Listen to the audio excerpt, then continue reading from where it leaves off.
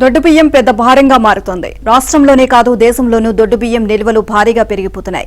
తెలంగాణలో గడిచిన 2 ఏళ్లుగా సన్నాల సాగు తగ్గుతూ వస్తోంది. అదే సమయంలో దొడ్డు బియ్యం సాగు భారీ స్థాయిలో పెరుగుతోంది.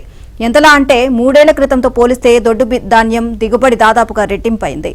సన్నధాన్యం దిగుబడి తక్కువగా ఉండడం, నూక సమస్యలు ఎక్కువగా రావడంతో రైతులు దొడ్డు బియ్యం వైపు మొగ్గు చూపుతున్నారు. సన్న బియ్యం సాగును క్రమంగా తగ్గిస్తూ వస్తున్నారు.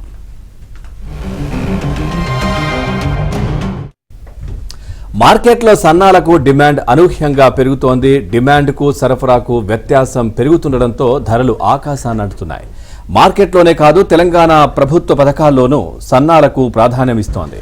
మధ్యాహ్న భోజన పథకం, సంక్షేమ వసతి గృహాల్లో, అంగన్వాడీ కేంద్రాల్లో భోజనాలకు ప్రభుత్వం సన్న బియ్యాన్నే పంపిణీ చేస్తోంది.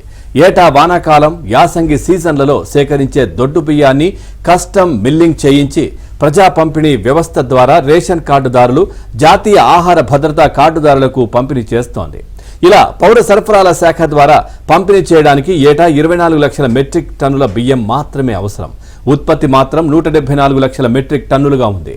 కేంద్రం కూడా దొడ్డు బియ్యం కొనుగోలుకు ఆసక్తి చూపడం లేదు.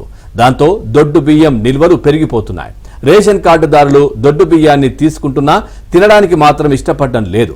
తమ కోటా బియ్యాన్ని అమ్ముకుంటున్న ఉదంతాలున్నాయి. దీంతో రేషన్ కార్డుల ద్వారా కూడా సన్న బియ్యాన్ని పంపిణీ చేయాలని ప్రభుత్వం యోచిస్తోంది. నిజానికి రాష్ట్ర పౌర సరఫరాల సంస్థ మిల్లింగ్ చేయిస్తున్న వాటిలో దొడ్డు బియ్యం వాటా 98% ఉండగా మిగతా 2% లోపే సన్న బియ్యం ఉంటోంది.